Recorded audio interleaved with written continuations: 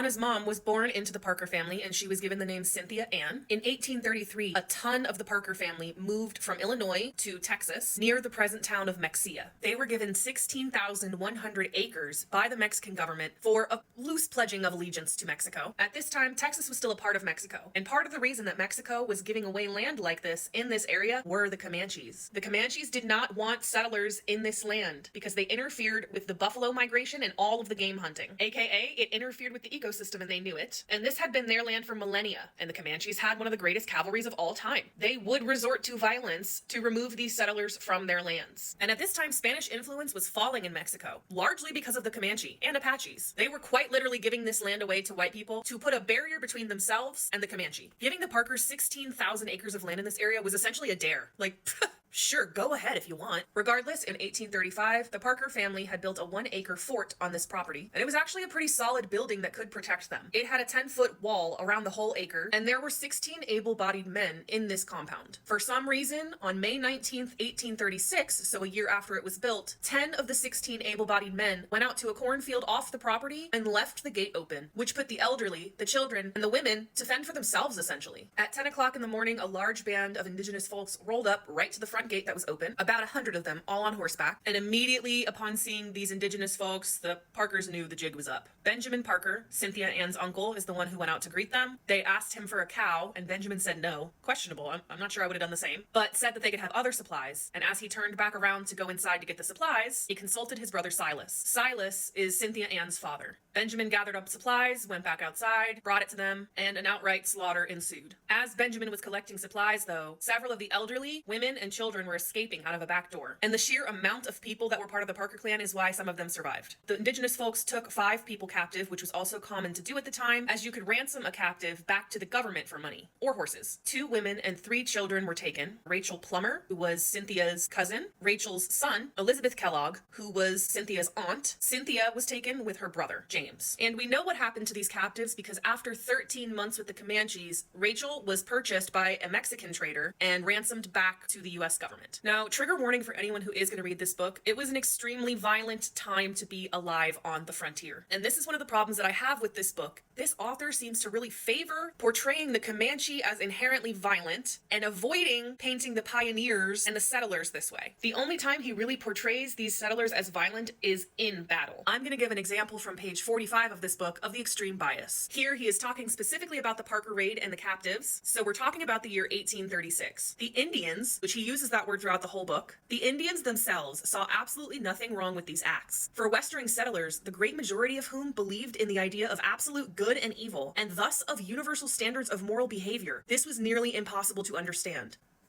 I'm so sorry. Are you talking about the morality of white people in America in 1836? This is a whole paragraph of where he's defending how they're not used to this sort of behavior. I can think of something really major that was happening in 1836 that he doesn't mention one time in this book. Can anyone think of what that might be? How about chattel slavery? The audacity for you to look me in my face and talk about white people having morals. Why the hell would the Comanche want to negotiate with the likes of them? In this book, he does mention slaves several times, but he goes into great detail about how uncivilized these tribes are. Meanwhile, the United States is taking place in quite literally the worst thing to ever happen to humanity. Remarkably, James Parker, so Rachel Plummer's father and Cynthia Ann's uncle, takes it upon himself for the next 5 years to find all of the people who were stolen in the Parker raid. And believe it or not, he's successful with almost every single one except Cynthia Ann. A lot of the times, these captives were treated as prisoners of war and were mistreated. That was not the case of Cynthia Ann. The Comanche also often adopted these children that they abducted. And your race or nationality did not matter in terms of Comanche adoption. There were black Comanches, there were white Comanches, there were Mexican Comanches. Cynthia Ann was one of the ones who was adopted into the tribe. This is why I called her Nautha. Later in his life, Quanah would like to be called Quanah Parker. Cynthia did not. To her dying day, Nautha identified as a Comanche. Quanah did too, don't get me wrong, but he was orphaned at age 12. So I think by the time he was living on a reservation, he was interested in any family that he had. 24 years after Nauta was taken from Parker's fort, she was retaken by white soldiers. These same soldiers killed Quanah's dad outright. His dad was a chief as well. His name was Peta Nakona. And Quanah and his little brother were also there that day, but they escaped on horseback. Quanah was 12 at the time, and his little brother was 10. Along with his mother, his little sister, Prairie Flower, was also captured back by the U.S. government. From the day that she was recaptured, Nauta tried to run away every single day to go be back with the Comanche. They absolutely imprisoned her. She first lived with her uncle Isaac, who was there the day that she was taken. The Parker family, for the most part, forbid her from speaking Comanche, forbid Prairie Flower from speaking Comanche, insisted they go to church, insisted Nauta stop practicing her own religious rites, and refused to let Nauta go find her 2 sons. Nauta was an extremely hard worker. She did not like to have her hands idle. To not go absolutely crazy, she just occupied her time that way. Eventually, her uncle Isaac couldn't take it anymore because she genuinely tried to escape every single day, and he would have to lock her in rooms. And oddly enough, a cousin of hers named William Parker enthusiastically volunteered to take her in. For months, he tried his hardest to communicate with Nauta, who really refused to learn English and only spoke Comanche. He went so much as to hire a translator to come to his house, and that's when the translator learned what William was really up to. He had been a soldier in the Civil War and was on leave from a minor injury, and that injury was not enough for the government to agree to put him on permanent leave. He wanted this translator to take him and Nauta to the Comanches so that he could dodge going back to fight in the Civil War. I can't say I blame him, but that's certainly a strange way to go about it. This could get both the translator and William hung. Needless to say, it never happened, even though William did find a way to not go back to fight. But what really ended up being Nauta's final straw was in 1864, Prairie Flower died of influenza. This broke her spirit entirely, and slowly, during a span of 7 years, she stopped eating, and eventually she succumbed to her starvation. Quanah and his mother were never reunited.